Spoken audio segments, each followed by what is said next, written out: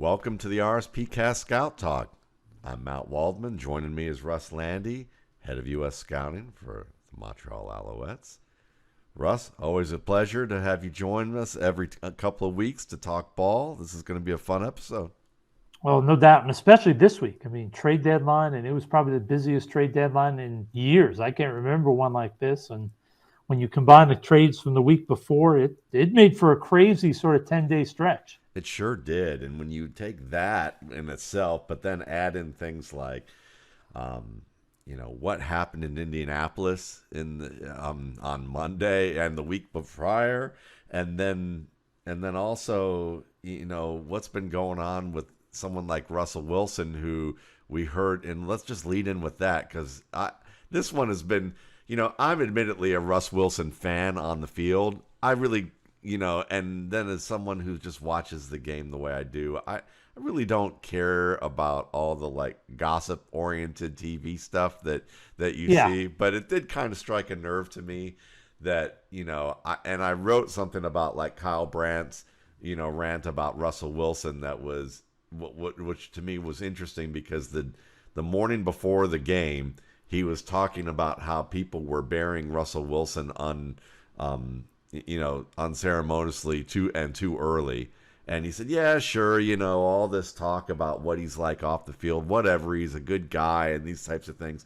And then by the game's end against Indianapolis, he was burying him along with everybody else and calling him inauthentic and saying he was a phony. And even though he was a nice guy, he was all these things. And he said not to talk. He said, the reason that I'm saying all this isn't, and question his leadership, isn't because of what we saw on the field where he missed a wide open KJ Hamler in the end zone. Not because of his play, but because, get this, Russell Wilson basically spurned him at the red carpet of an NFL event that was televised. That he literally said that, like it was because you spurned me, that this is why we should be upset with you, and I'm calling you all these names because he was, and I talked about this a lot, but what I want to know from you is, I remember when people were praising him heading into the league for his leadership and his demeanor, and now we're hearing all these things, and to me it's kind of like high school lunch table talk, where it's like maybe the popular crowd looks at somebody like this and they're just kind of picking at him, and maybe there's reason, maybe he is all these things, but I also know he's had more fourth quarter comebacks than any quarterback in the league in this era. He got hit more times than Andrew Luck and Cam Newton while in Seattle, and his quarterback rating in the fourth quarter and in the second half of games and the points scored for Seattle in the second half all were like tops in the NFL over the period that he was their starter. So while, yes, the Legion of Boom deserves a lot of credit for what they did during their peak era, he must be doing something right. And all I need to know is, I watched his corny self-belief act mic'd up in the Green Bay game where he absolutely looked like horse shit and for the worst in his career I've ever seen for like 3.5, 4 quarters, and then comes down from multiple touchdowns against Green Bay to bring them back so that they could go to another Super Bowl. I look at that, and that's more important to me.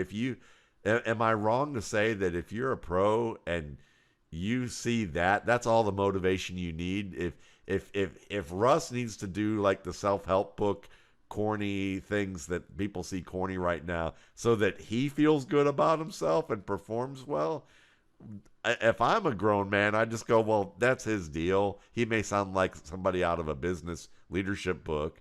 I don't care. I got my own job to do, and all I know is he usually is killing it on the field, and if he isn't, he's actively working on it until we do. I mean, where are you at with this? Well, firstly, I'll say I think to not realize what a great leader this guy is would be to underestimate. When you think about it, this guy was at NC State, transfers to Wisconsin, is there less than a month. They vote on captains, and he's the highest vote getter. Yeah. He has a natural charisma.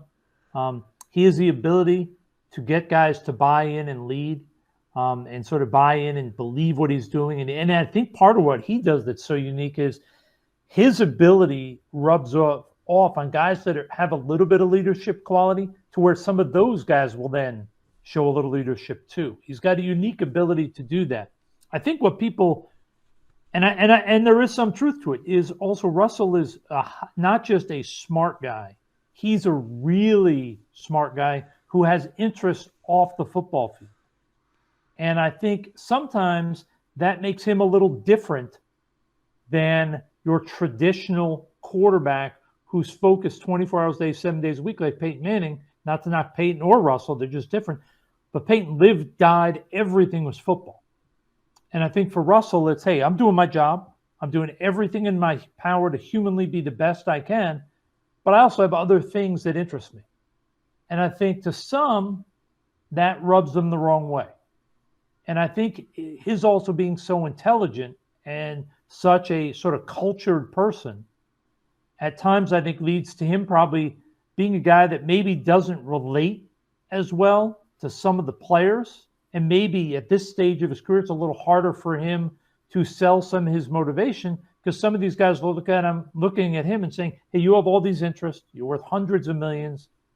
What are you trying to motivate me with? So I can see that a little bit of critique, but at the same time, you don't do what he's done. And I really believe this in my heart. There are very few quarterbacks that achieve the levels of success. Now, I'm not talking just Super Bowl victories. I'm talking actual performance on the field on a consistent basis that don't have natural leadership skills. And so I don't think that's the issue. I think part of it is, I think the skills have eroded a little bit physically. And I think he's having a hard time playing up to his former level. And I think, as with all of us, when we're not able to do something we always did at a very high level, at that same level anymore, we have a hard time with it. It's not easy to accept. And I think that may lead to him maybe not being as good at getting everybody to buy in, because he's fighting something himself, which is, how do I get there? How do I get back to where I was 5 years ago when I was a dominant elite player? Now I'm a good, solid guy with flashes of greatness. How do I get back? Yeah. So I think he's sort of stuck in a spot. Yeah. And I think that's and I think that's absolutely fair, when we look at it from that perspective. I charted some of his games, and what was fascinating is those first two games before the Colts game, he had 18 drops, 7 end zone drops, 7 end zone drops, and then he had, for the positives, I mean, he had drawn multiple defensive pass interference penalties with pinpoint passes that were just interfered with, So there were, even if there's a decline in how much he can move, how much he can create on the move, compared to maybe what he did in the past, he's, the first two games he put them in position. So yep. There's that, and I do understand, like, relating, and I also understand. I would also think that if you marry a basically a international celebrity, that there's probably things that people don't understand that he might have to be more cognizant of, which is maybe if his wife's joining him for an event, and I don't know, I'm just guessing, but I would have to think if his wife's joining him for an event that maybe is an NFL-related event, but she's already had to deal with the media, and it's just like, can we agree that we're just not going to do any interviews? Can I just have a night off? And I think that we're not allowed, that people who are celebrities are not allowed to have a night off, and if they do, then the media punishes them for that. And I think that there is a tendency in the media to punish players for basically doing what happened, how Kyle Brandt felt about it is there's and I also think, I mean, this is probably off the rails a bit, but I'll say it anyway. Kyle Brandt was an actor. So I'd have to think that in a lot of these media folks who are doing these things were were aspiring actors or did some acting, and I think he was on a soap opera. I went and looked him up on Wikipedia. He did a soap opera. I think it was Days of Our Lives or something like that. I don't know which one he did, but I would have to think that some people's aspirations, and that they end up in football media or sports media, their original aspirations were to be celebrities. So I wonder if there's a little bit of that underlying with it. And, I'll hint that out there only because I think the behavior that he exhibited, I mean, he may be a really nice guy, but the behavior he exhibited seemed a little petty, and it seemed, and I just look at that and I think maybe people look at that and see him saying, can I have a night off from talking to people? And there's part of it is like, is he's always doing that? Is he always excluding people? That's one thing. If he's like, can I have one, and then a million people go after him about that one time, that's a different story. I can't answer that. And I would also add, not so much on that side, but you mentioned the celebrity part. I mean, just look at how the coverage changed 10 years ago with Brady when he started dating Giselle. It became a different thing. You didn't hear about Brady's in the office 24 hours a day and all this. You heard about, he's jet setting here, and people took shots. Is he taking it seriously and stuff like that? And I was like, hey, he's probably doing the same amount, just like Russell is, of work. We may just not see it. Yeah. Because instead of being at the facility till 2 a.m, he's doing a social thing, and at home, because like most quarterbacks that are earning ungodly money, they have the ability at home, in terms of technology, to do everything they can at the facility. Yeah. So to think that Russell Wilson or Brady, that the idea of them doing the work and being the leader has dramatically changed, I think is incorrect. Yeah. I think their lives and what goes around them has changed to make the perception different. Yeah. But and the other thing I will add, and people may not want to hear it, is part of what made Russell Wilson so unique is obviously he's 5'10" and change, and part of what made him so successful is they were able to build an offense that accentuated what he did great and hide some of the things that are always going to be issues for shorter quarterbacks. Well, now as he's getting older and the mobility is not what it once was, there are times he has to do things that maybe don't suit exactly what he wants to do or suit his skill set as well, because he can't do as much on the move as he used to. Yeah, and hey, those are fair points. So, I mean, it's fascinating, but I think too, with this, it does get to a deeper question. What are some of the stereotypes of quarterbacking that are true in terms of what's expected of them that makes a good leader at the position? And then where is the stereotype maybe not always true, when it comes to that? Well, one big stereotype I think that completely misses the point is you hear people comment when you hear a quarterback interviewed. And some quarterbacks, depending on where they're from and how they were raised, they have a different vocabulary, a different way of speaking. They may speak slower, they may speak jumbled, they may speak faster, whatever it may be. And people judge a quarterback's intelligence a lot of the time on those interviews. And it's a huge mistake, because when you hear Brett Favre, when he first came out, he sounded like a country bumpkin. I mean, he sounded like this guy that was just off the farm, probably had never opened a book in his life. But in actuality, he learned football. Now, it may not have been to today's extent because the game has changed so much, but he understood football. And I think that's one of the misperceptions. One of the big things that scouts and coaches and GMs try to do is you try to find out, I don't care what he sounds like when he's being interviewed at the media. Now, don't get me wrong, you don't want a guy who can't put a sentence together. Obviously, that doesn't look good. But you have to find out, what is he like from the coaches? And you really want to find out, what do his teammates think, the guys that are in the huddle with him. Can he command the huddle? That's one of the things you want to find out, because guys that are leaders, even if they're a little soft-spoken and things like that, when they get in the huddle, they just have that ability to command that huddle. Because when it's nut crunch time in a game and the crowd's going berserk, you're on the road and it's a big drive, you need someone to calm everybody down, take control of the huddle. And that's where you have to do your research. That's where you have to find out, what is this guy like in the most important situations? I can give you sort of two examples of sort of, I won't give the names, but there's one quarterback in particular. When he was coming out of school, I did not particularly like this guy's film. And I had heard he was going to be a top 10 or top 15 pick. So I called the veteran scout I knew. And he said, Russ, he said, I went and graded this kid on film. He said, I gave him a top 10 grade. Think he's a superstar. He said, I thought his film, the team thought his grade was so high. They said, well, go see him live. We want you to go to 3 games. He went to 3 games, and after the 3 games, he changed his report and said, I'm not sure this guy can be a professional quarterback, because when when they come off the field, he sits all by himself away from the team. And he said, you never once saw him interact with teammates or coaches. He would just go sit by himself. And his quote to me, this former mentor of mine, was, hey, he said, I'm not a psychiatrist, but he said, I've been doing this 30 years and I've never seen a successful quarterback who doesn't at least interact with his teammates on the sideline. And this player did end up playing a long time in the NFL, but always struggled to be that natural leader of a team. And that was one of the things that held him back. So I think that's one of the things you really try to do your homework. You don't worry about what the public sees. You got to find out what the person's like. How do they handle when things go sideways?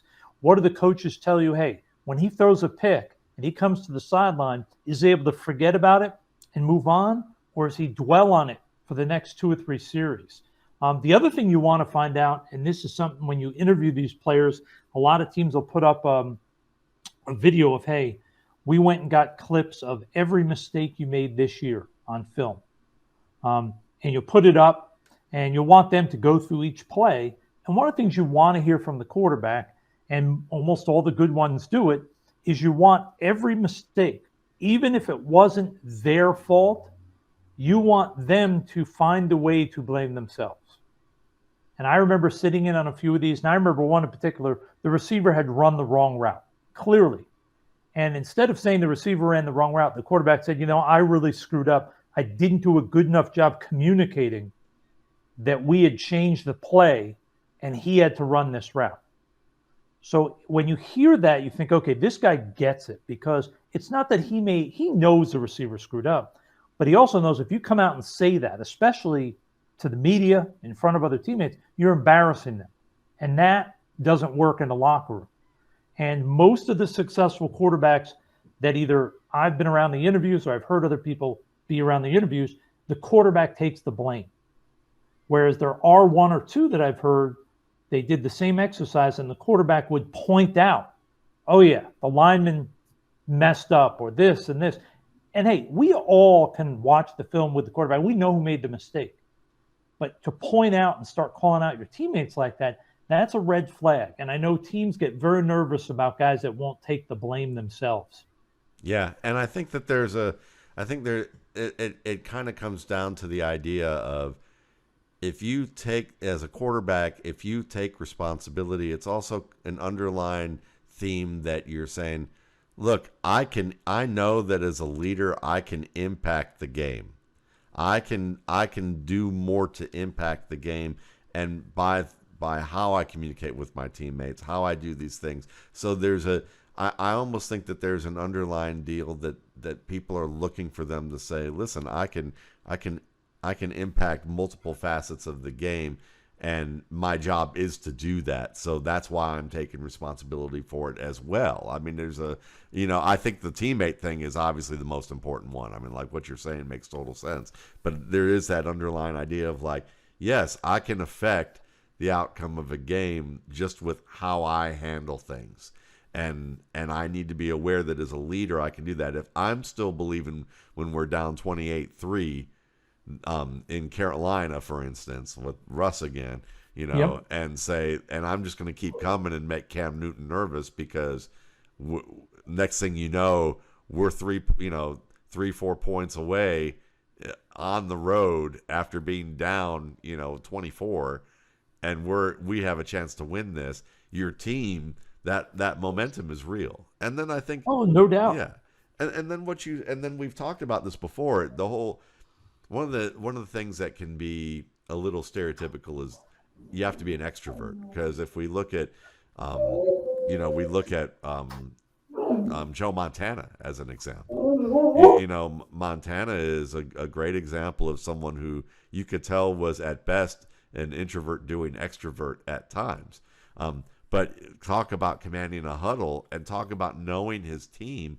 I mean, the vaunted story that you always hear at the Super Bowl in 1988 or 89 in Miami, where the Bengals had him on the ropes and then they drive down the field, and in the middle of the drive, he has the wherewithal, and he may not even thought about it this way. It would be interesting to ask him, but he might have. It just might have been a natural thing for him to distract his team by going, "Look, is that John Candy?"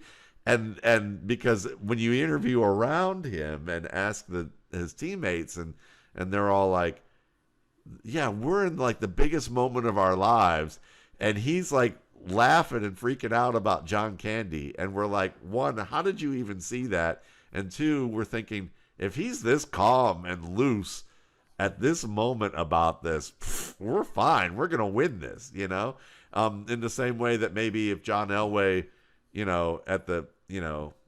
back at the 2-yard line after the Browns kick him there, and all the fans think, including myself, think they're going to a Super Bowl, and John Elway gets into the huddle and goes, "Well, we got him right where we want him." I mean, those types of it's just the belief, the idea, how to express that idea.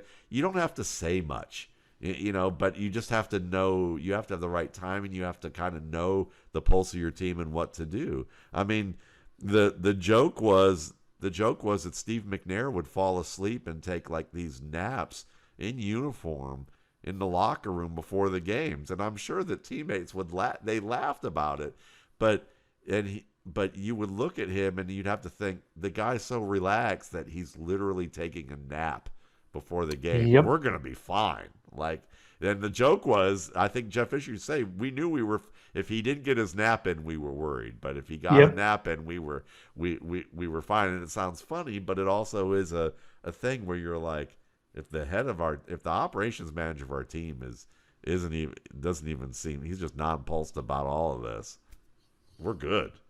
And I think that there's no set sort of, like you were talking introvert, extrovert. There's no set, hey, this is the personality that they have to have. But what they have to have is that unnerving confidence. And like we talked about, I think at one point, almost a little of a narcissistic sort of belief in themselves that, hey, I'm going to do this. No matter how bad the game has gone to this point, I got this. Just get on my back. We're going to go do what we have to do. And certain guys have a unique ability, whether it's verbally or just with the way they carry themselves and their body language, to get that message across. Whereas other guys are screaming and yelling and vocal, but they're just not natural leaders.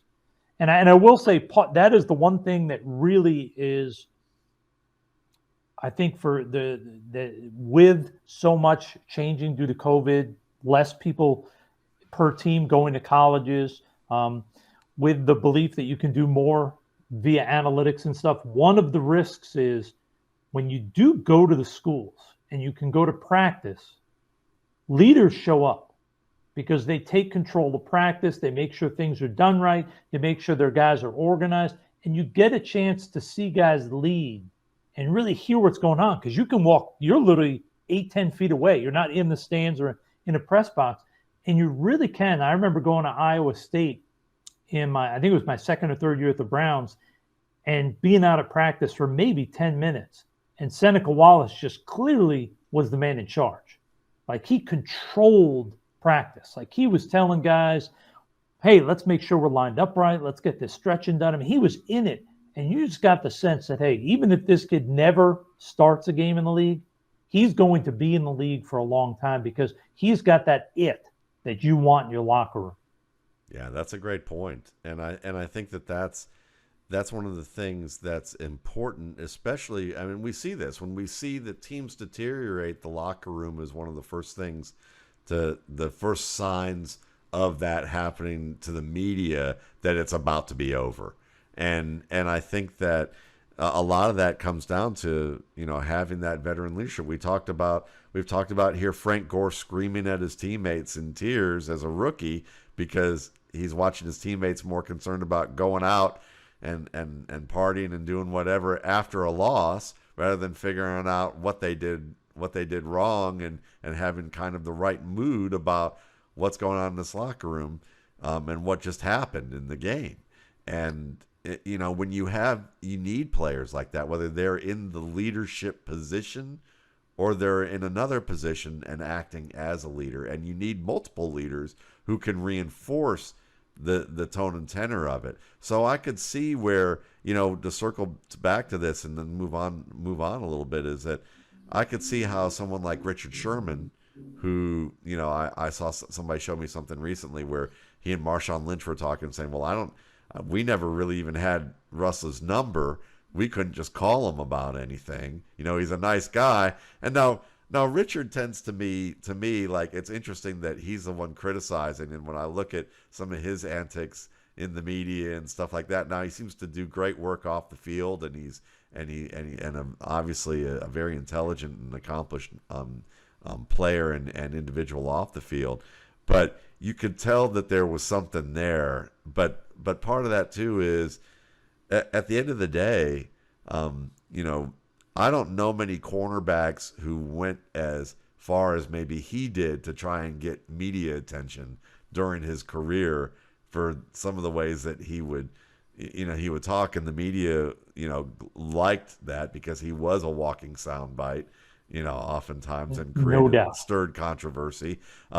So it's kind of like you have to look at the frame of reference when you see the criticism as well. So and that he seems to be a big source of a lot of that. But at the same time, if you're not accessible, I can see how people find that hard to understand too. So the relatability, it goes back to that, is that, can you be relatable? Can you have good timing with what the message you deliver? Do you communicate with your teammates? Do you do it where it counts and when it counts? And obviously how you perform on the field. And I would also add to that, and this is whether it's Richard Sherman or Frank Gore, whoever it is, to understand the position a quarterback is in and the pressure to be the leader, as opposed to, if you're a corner or a running back or a linebacker or a left tackle, you can be a leader, you cannot be a leader. You don't have to be. But the pressure to be the leader, to be that guy, it's something I don't think anybody, including myself, yourself, we can grasp until we've stood in those shoes and had to do that. And I think that's one of the things that people don't understand, is it's easy to critique from afar a quarterback and how he leads and say, oh, he's not leading as well as he should. Well, until you've stood there and had to do it, that's it's one of the hardest positions in all of sports, because everything is on your shoulders. Yeah, it's so true. And I think that's a good reminder. And it's one of the caveats I try to make, because there are quarterbacks that, I criticize and I end up during the season criticizing guys on a regular basis because of their play. And even sometimes we'll joke here and there about things. But what I try to do and remind people to begin the year, to end the year, in the middle of the year, is a hard position. And the fact that they're even there is a testament to their talent, and that all of these guys have a high level of talent. But at the end of the day, the job is to note what it is that they're not doing to the level of expectation that needs to go there. And that they, even though they may still be one of the 40 most talented players on earth who do this, 40 or 50 maybe, that, at the end of the day, they have a job, and if they're not doing it, it's going to get pulled out, But I think it's easier and fairer to point out the mistakes made, physical mistakes made in games. But the leadership thing is hard. And that's one of the reasons I'm a very strong believer that my quarterback coach and my coordinator, I'll be hard pressed. I'm not saying I would never do it, but I'd like them both to have played the position in college. Yeah. Because there's something about having to be that guy in the huddle in college in key games. To when you're on the sideline, how do you keep calm, keep your quarterback calm when things may be going sideways, especially for a kid like Trevor Lawrence or Zach Wilson, young guys where the future is so bright, but everything's racing 400 miles an hour and they feel the pressure on their shoulders. how great would it be to walk off the field after an interception and there's, whether it's a Boomer Esiason or Dan Fouts or Brian Sipes standing there with the headset saying, hey, trust me, I've done this. I was in Green Bay once and I threw this and da-da. Let's focus on what's coming up. You're going to be good, and here's why we're going to be good. We have this plan in place. And if people don't realize how hard that job is, and I think it is fair to criticize because you have to. That's part of the analysis part. But criticizing the leadership is very hard because quarterbacks, people have no grasp of how difficult the mental side of that position is. Absolutely. And I love the point about having another person who's been on that stage in this performance medium giving perspective, because a Brian Sipes a great example. People go, well, who? And he's, well, he was a former league MVP. And he's also thrown an interception that prevented them from going to a Super Bowl. And come back and still been able to lead a team. So how does that work? And I think that players who have experienced both the successes and failures on the biggest stage can offer some of the greatest insights and keep it calm. And I think that's, we go back to Drew Brees talking about Marty Schottenheimer pulling him out of games repeatedly and saying, listen, you're still our guy, but you need to calm down. It's not the end of the world here. And not saying it that way, he would say, you're still our guy. You got to calm down. We're going to put the veteran in, whether that was, Doug Flutie at the time. I think it was Doug Flutie at the time. Yeah, I think so. And say, watch Doug, and if we get close, I'll put you back in to get a chance to win it.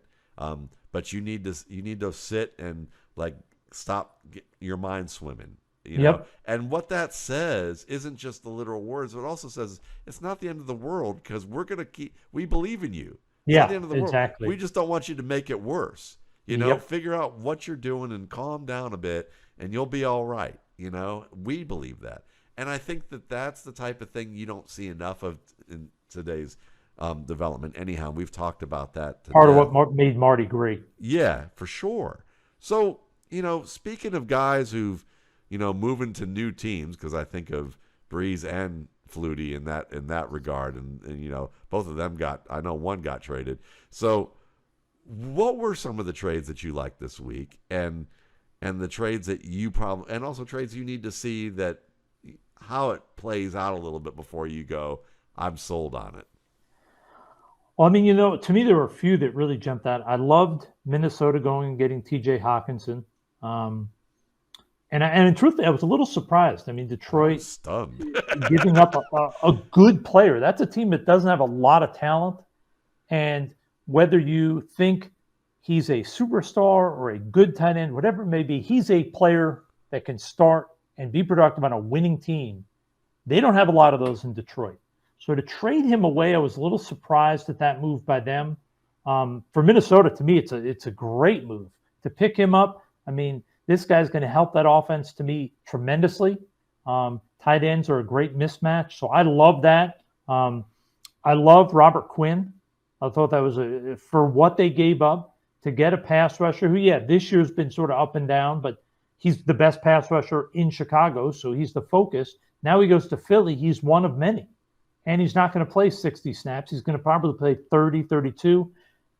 I love that. I think he's going to make a big impact there. And I understand the Bears side of it. That makes a lot of sense because he's not going to be there long term. So move on from that. The one that I know you and I are going to discuss a ton is I can't wait to see if Andy Reid can turn Kadarius Toney into a star, because clearly, to me, for the Giants to pull the plug so quickly, it must, and we talked about this way earlier when he wasn't playing. I'm guessing Toney has not changed and bought in at all in New York. Because if he had bought in, even if he wasn't playing and he was hurt, if he had bought in, they would have not traded him. Yeah. Because he's so talented. So the fact that he didn't buy in, to me, it's a little scary. Yes. There's no doubt. That makes you a little bit like, wait a second. How do you not? They're winning. Things are going good. But all that being said, Andy is one of the best coaches we've seen in the last 20 years. He has a long history of taking guys that maybe didn't fit exactly the way they were wanted to fit, if that's the right way to say it, by their previous team. And he got them and sort of manipulated his offense, that player, the whole thing, because the player was so gifted. And I mean, they lost Tyreek Hill. Now, I'm not saying this kid's as talented, but he's pretty freaking talented. Yeah. And if they can get even 80% of what he was at Florida, they're going to get a dynamic impact game changer. So I love the risk. And truthfully, I understand the Giants too, because if he's not buying in and it's still going on, I think they're also showing everybody in the building, hey, it's okay to be this way. Yeah, we are not going to let players that don't buy in stick around. You either buy in and pull the rope in the same direction, or we'll find somebody else who can, and you can go somewhere else. Yeah. So I think it's actually beneficial for both teams. The Giants, because they're drawing that line in the sand, they're saying we're winning, and we're winning because this is how we're doing it, because we're all rowing the boat in the same direction. This guy isn't, so we're moving on. And I'm sure that locker room is like, okay, we get it. There's no double standard. It's you either buy in and do it the right way. It doesn't matter how great or how talented you are. You buy in or you're out. So I think in the Giants building, it went over great. And I think the Chiefs building's got to be like, hey, we don't care what happened before. We see the clips on film and we think this guy could be a superstar. Hey, well, let's roll the dice. We've had some strange ducks in here before.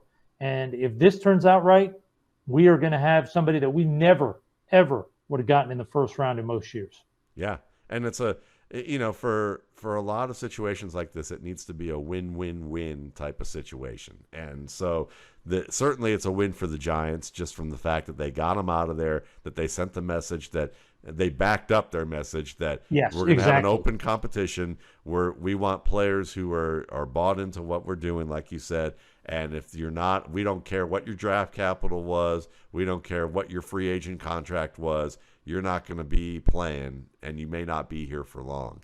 And so that's great. That reinforces what Brian Daboll's doing from day one. It's a win for Andy Reid because, like you said, they got him at a steal, and you saw what he did against the Cowboys last year. He was a dominant player on the field who could win one-on-one on the outside.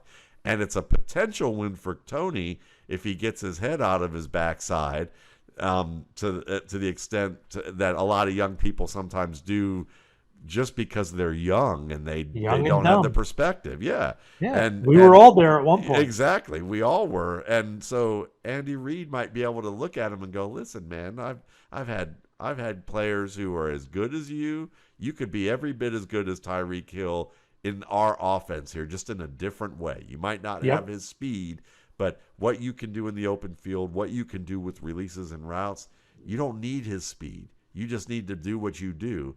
But what we need from you is this. And if you can do that, listen, the sky's the limit for you. You're playing with the greatest quarterback in the NFL right now, or arguably, at least on this side of the Mississippi. So you look at it from that perspective, and if it can get through to him, great.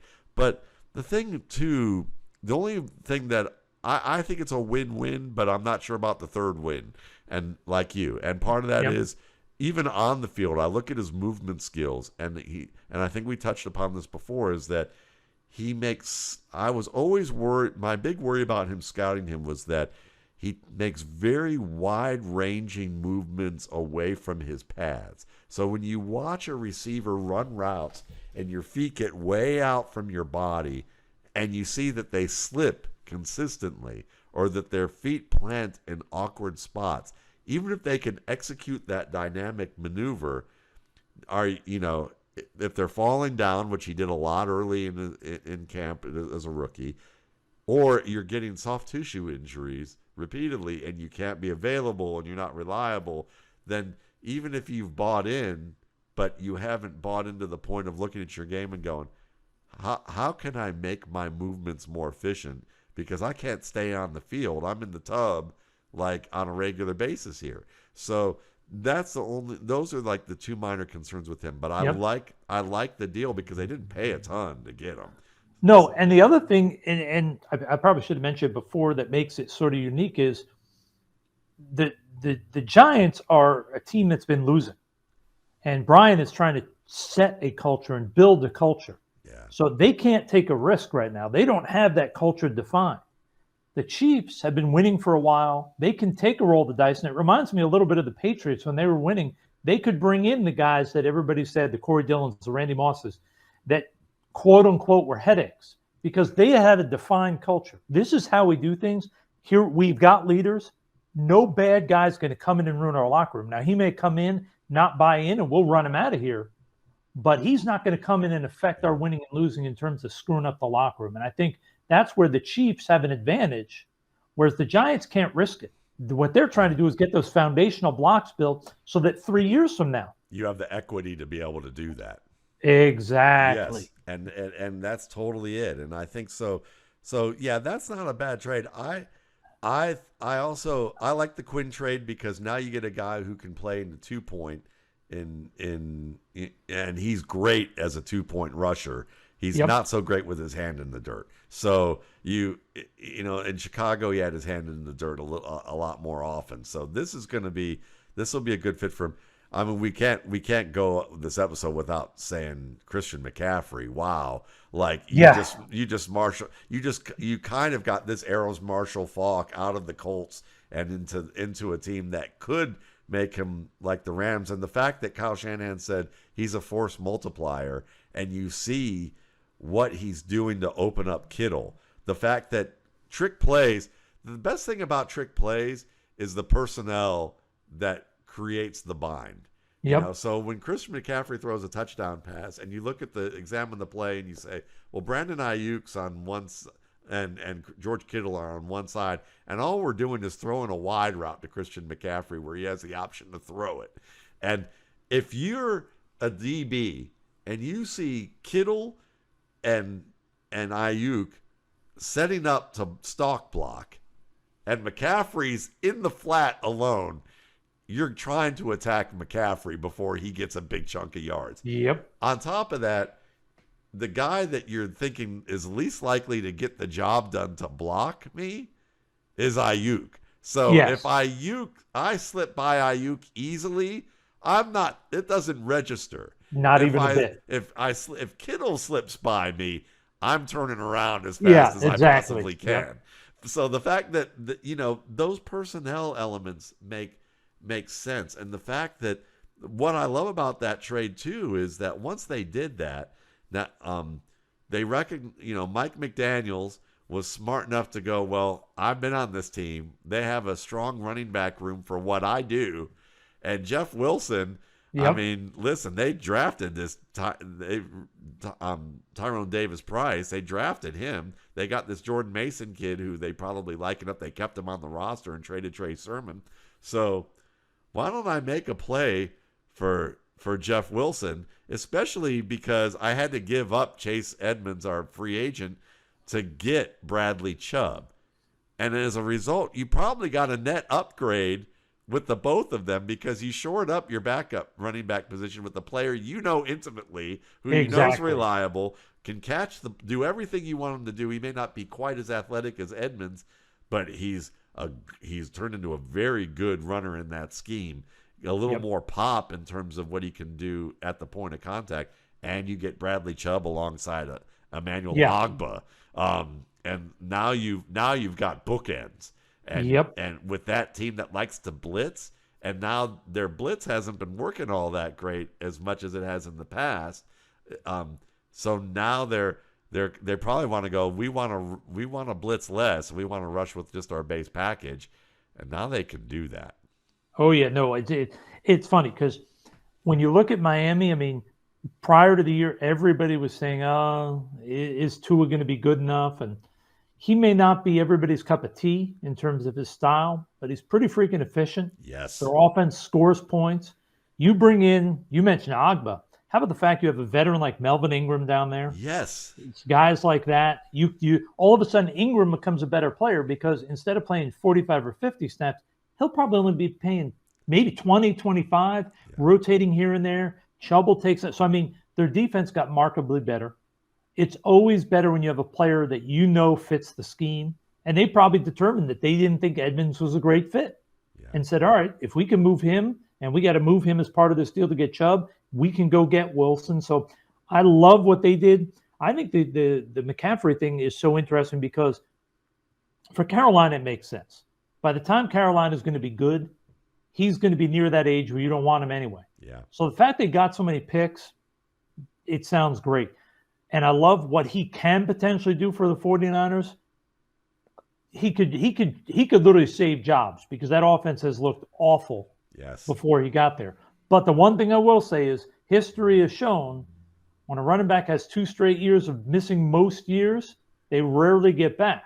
Yeah. Now, that was a lot to give up for that, but I think there's also a pinch of desperation in Garoppolo's not a star at this point. He's just sort of a getting by guy. Lance got hurt, and even before he was hurt, we weren't sure for sure he's the guy yet. So this is our sort of stabilizing that if Lance ain't the guy, and if Garoppolo's just a guy, and this guy's healthy and a star, we can get by in this offense because he's so special. Yeah. So I get what they're doing and why they did it. So I think that works for both sides. The one I will say that I don't get at all is I don't get the Bears giving up potentially a high second-round pick for a receiver who I like him. I think he's a good receiver, but who's going to demand a ton of money on a team that is not right now very good. And I think they've done a lot of good things to this point to build for the future. I think some of their draft picks have been phenomenal. I think Justin Fields has actually made some strides this year. And yes, a receiver will help Justin a little bit, but I don't know if he's going to help him enough to give up a potentially top 40 pick, because you very rarely do, in my opinion, do receivers make a quarterback dramatically better, whereas a good quarterback makes receivers dramatically better. And as Fields continues to get better, the Claypool will not be as valuable because they will have other receivers that he will be able to make good. So that one did not make sense to me. Yeah, I think I'd like to touch on 3 things with this. One is I love what you brought up about San Francisco, because to me, when my first reaction to that trade was, obviously when on the field he's a great player. McCaffrey is a great player, and this is how they could use him, and it could be awesome. But you can't help but think that this also could be the straw that breaks the camel's back for John Lynch and Kyle Shanahan, and that this trade could basically kill the 49ers for a long time if it doesn't work out. And that you could, and the pressure now is on Kyle Shanahan to be the quote unquote offensive genius that he's regarded to be. And you wonder if they will all, both the GM and the coach will be in lockstep if this team starts losing with a healthy McCaffrey and the offense isn't taking advantage of McCaffrey by at least the perception of people in the media and the public. And then does that become a split between those two? And can McCaffrey and can Shanahan step up and make McCaffrey and use McCaffrey as that engine? So far, I mean, after a couple games, especially this last game, we see that he's and I would think if you have the reputation that Shanahan does as an offensive mind like he has, that he looks at this as, this is the challenge I want. Are you kidding me? Like, we want all the good players that we can get. You're giving me a premium tool in my tool bag. I'm going to use it, and I'm going to find multiple ways to use it. So I see the risk reward there. Going back to TJ Hockenson, Brock Wright has looked pretty good as a undrafted free agent. They have James Mitchell at UVA. I don't know what Mitchell's going to look like. I thought that he could maybe emerge into a startable tight end in package sets, kind of like you look at Ross Dwelly, or on the upside, Tyler Conklin, who I've always really liked. And you could say maybe he can evolve into something like that. Maybe the combo of Wright and Conklin, they feel like they can deal with that and know that they didn't have to pay $10 million, as someone mentioned to me, for Hockenson. But I was stunned that they traded to a division rival, and that they stunned and Hockenson at that, because he was their 1A, 1B guy with Amon-Ra St. Brown on that team, and he's an excellent blocker. He may not be Travis Kelce as a receiving threat, but he's maybe a notch below that at worst. I mean, and you've seen that he leads the league right now in yards after the catch. He's had some big plays. And going to Minnesota, where Irv Smith has underwhelmed, and there's got to be something going on with Irv Smith that it just hasn't clicked because he's a talented guy. But this either helps Irv Smith in a sense because they can maybe run a little bit more two tight ends and go back to that. While I know O'Connell wanted to spread the field, as we talked about a few weeks ago with all these too high looks, maybe they also feel like we want to be able to run the ball to the advantage of that. And Smith is still on the lighter side. And Hockenson can be that inside guy. And while Johnny Munt is an admirable player, he's not TJ Hockenson at the line of scrimmage or as a route runner. So you get more, create more versatility for the Vikings, and it's great for their passing game and their run game, at least for the time being. And it gives them leverage to basically move on from Irv Smith if they need to. And then finally, Claypool. He was never the player that I think people thought after the first 6 weeks and you could see that I remember doing a video on him and going, well, this is how the Titans folded him in week 7. And all it really was that you could tell after watching the first 6 weeks of games that cornerbacks didn't play him tight at the boundary because there was a lot of he's a rookie. You could almost read into that he's a rookie. He's not going to make that tight boundary catch. He's not going to go up and win this over me. And he did it enough times, and suddenly cornerbacks got the message I've got to guard him to the point of risking interfering with him. And then when I do that, then we're good. And zone coverage, defenses were consistently the first guys that the safety or linebacker came over to shut off the auxiliary part of their coverage was Juju Smith-Schuster and Deontay Johnson. Almost all the time it was those guys. By week 7, the first guy they reacted to was Claypool, and then Roethlisberger was like, I'm done. I don't need to go there. But to the positive about Claypool, he's a decent blocker. You've got to be a decent blocker to play with the Steelers. The Bears want to run the ball. They've got 2 decent running backs, I think 2 good running backs, and that he can help out in that aspect. We know that he's used to playing in the screen game, and he's a big dude who can move, so that's good. He can help get behind the defense with that speed, and if you give him situations where he's just going to outrun the defense and Justin Fields going to buy some time, he's a great asset there too. So you get 2 assets like that, not just Pettis getting lost in coverage, not just that. And then that also opens things up for Equanimeous St. Brown, who's more of a intermediate vertical threat under 40 yards more often than not than he is a 40-plus guy. So I see the help there, but Claypool's not a number 1. He's more of a Kenny Golladay edition, a guy who does better when he's cushioned by multiple players, but may also, and this is a good question I want to ask you, is you look at there's receivers, and I look at Golladay and I think he got enabled, okay? And it wasn't really part of it is that young players, it's hard to have perspective when you're young with certain situations. So when you enter the league and you're a star player in a smaller level of Division I, and then you come to the Detroit Lions, and while the teams have struggled over the years, during that time, they had one of the best slot receivers in the league in Golden Tate, who was rugged and could play outside and win contested balls. And then you had Marvin Jones, a consummate professional who could run a ton of routes. He could he could kill you deep. He could kill you over the middle.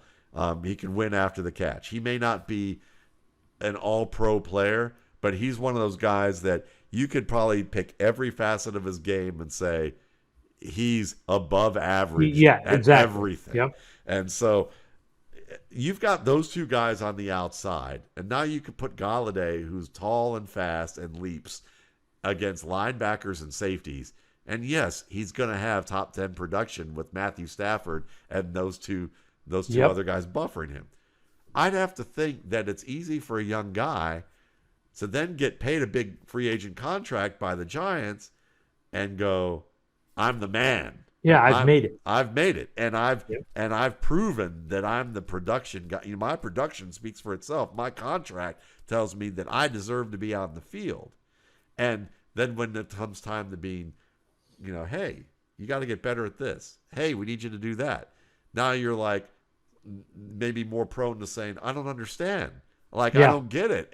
And like, you can feel for the guy on that end. So when I look at Claypool, I fear that he could wind up in this situation where it's like, listen, I've had early success. The offense changed. Ben's arm got he got old, and we didn't have good protection, and they couldn't throw downfield, and they couldn't do these things. You let me play my game, and I'll be the star again that I was showing early on in my career, as opposed to, your routes can be better. Your hand positions can be better. How you... It's going to be a big challenge for him. Yes. Because he's going to have to step up now because he is the guy in terms of...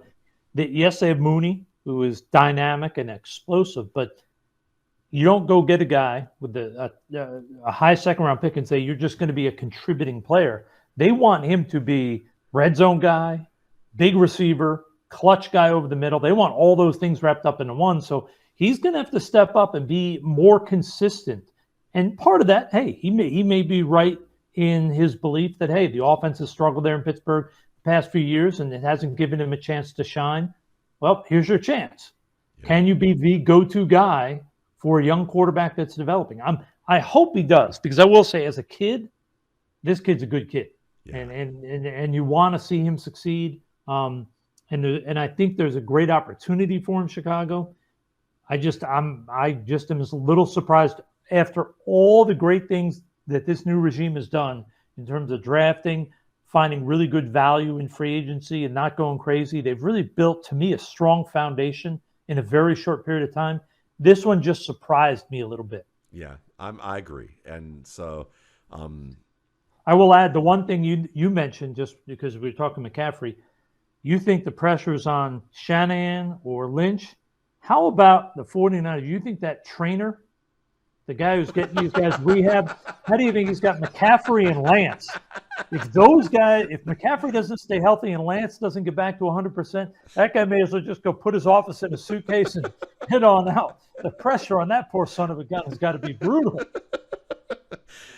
All I know is that, if he gets canned, he may go on to like invent some sort of like duct tape that works to be able to like to and becomes, and he goes, well, how did you become a multi-billionaire? Well, I got canned from the 49ers because I couldn't keep this guy's ankle, Exactly, right? And it just bothered me for nights. I had sleepless nights, and it just came to me, I can just see that story. But let's end this with a young quarterback in a situation that no one really expected to the level that it came, which is Sam Ehlinger getting the start and Matt Ryan getting benched. And then after Ehlinger having, I would call it a good week. I watched him. He had a good game. And if it wasn't for Michael Pittman dropping a deep over route after putting them in position to win, and then Taylor Heineke driving down the field and them getting the lead, they might have won that game. I mean, they were really a Michael Pittman drop away, because if he caught that ball, they would have been past midfield, and it would have been very likely that they would have been in field goal range to win it. So after that, though, Marcus Brady, I think it was Marcus Brady. Yeah. Marcus Brady gets fired. So what do you think happened there that got Brady fired? Well, firstly, to me, it was, I shouldn't say strange. I think clearly as an organization, they determined through the first half of the season that Matt Ryan does not, in their eyes, have it anymore to be the guy next year or the year after.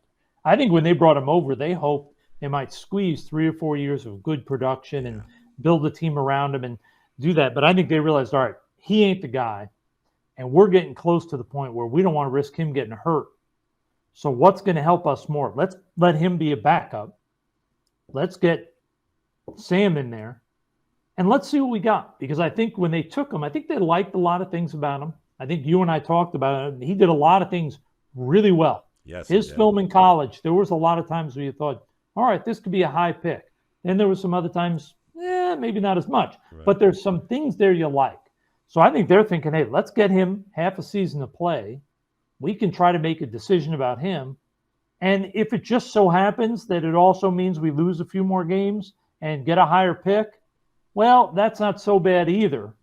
But I will say that the thing that with Marcus Brady that to me, and this is what I'm very confused at, is everything you read coming out is that Coach Reich and Chris Ballard, who are two of the best people in the business, that they're secure for 2, 3, 5 years. There's nothing changing there. Like the owner came out and said, these are my guys and things are going in the right direction. We like them. And then all of a sudden for Brady, who isn't calling the plays, to get fired when Sam played pretty well, in my opinion. It wasn't a Hall of Fame performance, but it's a first career start. I don't get it. There's gotta, and in truth, I've been trying to find out, talking to people around the league and just get a feel. The consensus is I should say there is no consensus. It's all over the place. Some people say that they think there's some genuine concern in the building, that the owner may not be as patient as people think, and that this may be their way of telling the owner, well, here was the problem. But it just seems to me the owner, I mean, he's been an owner in this league for a long time. I think he understands that the guy who isn't calling the plays, it's not that he doesn't influence the team, but you're telling me that's the reason your offense is bad? I don't know. It's a very strange thing. And I will say I think I may have met Marcus once, but I know a lot of the people in the CFL know Marcus because he was up there as a player and as a coach. There may not be a better human being in the world, and he's so well regarded as a coach and as a teacher. It just, something seems odd about this whole situation. I've not been able to find out what it is to why he's not there. I don't get it. I'm very confused by it. I don't understand it. I'm sure at some point the truth will come out, or Jay Glazer will get it out there, but I'm not sure. To me, it's a very strange situation. Yeah, and I think that's worthwhile for us just to say we don't know at this point, because that's nutty. You know, for me, just on the field, you know, when I first heard that they were going with Ellinger, my thought was, okay, everything you said about we can get a higher round draft pick, Matt Ryan doesn't look like it's it for us. And I took it even from a Matt Ryan apologist sort of view, where I took it and thought, okay, our line, we're missing Glowinski, he's gone, Fisher's gone, so our line isn't what it was. Matt Ryan needs pass protection. And Yep. I've noted, and I remember this when Shanahan was in Atlanta and they went to the Super Bowl that year. That preseason, we talked about it here. It was awful. Like, there were points in the preseason that Ryan literally was just throwing the ball on the knees and just looking at the sideline. Like, if this is what I'm getting, I'm giving up, because Yeah, exactly right. And Matt Ryan has always been a tough and good player. Like, so, you know, when that happened, I was thinking this is going to be an abysmal year. And you remarked that you had never seen an offensive line get rebuilt that late in the preseason and have success in the manner that they did. And they went on to go to the Super Bowl, and, you know, and it goes on from there. But when you look at Ryan as the years went on, in the past couple of years watching him, you know, he still was, you know, gritty in what he had to do. But, you know, once pressure really started to get to him, he knew his limitations, and he just kind of, you know, there were more plays he was more apt to give up on because he knew he couldn't extend them. He couldn't do what he had to do. And I think that in Indianapolis, that was happening to him. And on top of that, he's got Alec Pierce, a talented rookie, but a rookie. He's got Paris Campbell, who might as well be a rookie, because this is his first full season that he's healthy thus far. And I watched that Titans game, and this was the game that he ended up getting benched the next day. Matt Ryan threw 2 picks in that game. One was a great read by David Long, the linebacker, who basically had two responsibilities, and he went in one direction and then came back immediately to take away the other in a way that was a better play by Long than a bad play by Ryan. Still a bad play by Ryan, but, you know, you look at the nuance and you go, that was a good play by Long more than it was a bad one by Ryan. The second one was a pick six, and the pick six was a side adjustment because Bud Dupree's on the edge. They clearly aren't going to block him. He's on the front side. Paris Campbell's on that same side, tight to the formation. Paris Campbell was expected to run a stop route. You could just look at it and go, this is supposed to be a side adjustment stop route.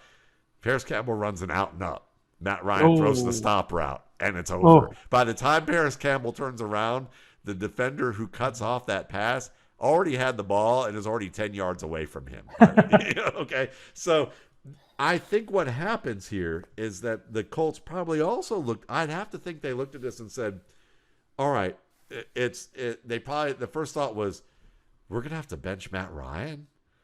Okay, well, we're gonna use Foles, right? No, maybe we don't use Foles because for the reasons you said, Sam Ehlinger showed some promise, but part of it too was our receivers are young, and Matt Ryan and Nick Foles are gonna demand slight adjustments." They're going to want a lot more freedom to make changes and alterations based on the coverage, and they're going to expect that to happen. And these guys may just not be equipped enough yet to do that.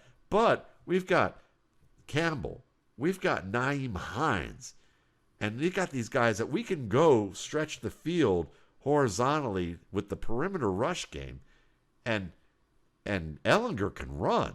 He's not Lamar Jackson, Jalen Hurts, Chad Kelly, and these guys who have that kind of speed. But he is a rugged player with good pocket presence. And that was one of the things that he did well. So you knew he could hold up in the pocket, and there were multiple backside pressures in this game against Washington that he just did a great job of climbing the pocket and finding his open man. Multiple times that you're looking at that edge pressure and you're going, I don't think Matt Ryan would have made that at this stage of his career. On top of that, they implemented more of a rushing attack where they schemed things where they had Campbell on these jet sweeps or motioning across, and then there were multiple mesh points between him, Taylor, and whether he was going to keep it and have that option game. And I think that his presence forces that 11th defender to play the quarterback as opposed to a little bit more. Yep, no doubt. And so then they're like, we can involve Campbell more in this aspect of the game. We can involve Nyheim Hines a little bit more. We use our speed to stretch the field horizontally. And then the bonus that you hoped for when I did his scouting report was at Texas, his vertical game was awful for the first couple years. And then the final year, I saw as many drops of vertical passes that were pinpoint from Ehlinger as I saw Lamar Jackson getting his receivers dropping passes at Louisville in his final year. And I thought his vertical game was improving. And sure enough, there were two impact plays in that game. One where he hit a 45-yarder to Pierce in stride on a deep post after climbing the pocket from backside pressure. And then the second one was an interference call that was drawn on Campbell up the opposite sideline. Perfect throw. Campbell literally was having his arm pulled, and he got his fingertips, the other fingertips on the ball. So you look at that, and I could see the idea of them saying, we help Jonathan Taylor. We simplify the game plan for everybody else. We give Ehlinger an extended audition like they gave Mills, Finley, and Jalen Hurts, and 2 out of the 3 have worked out in the past couple of years, and we're good.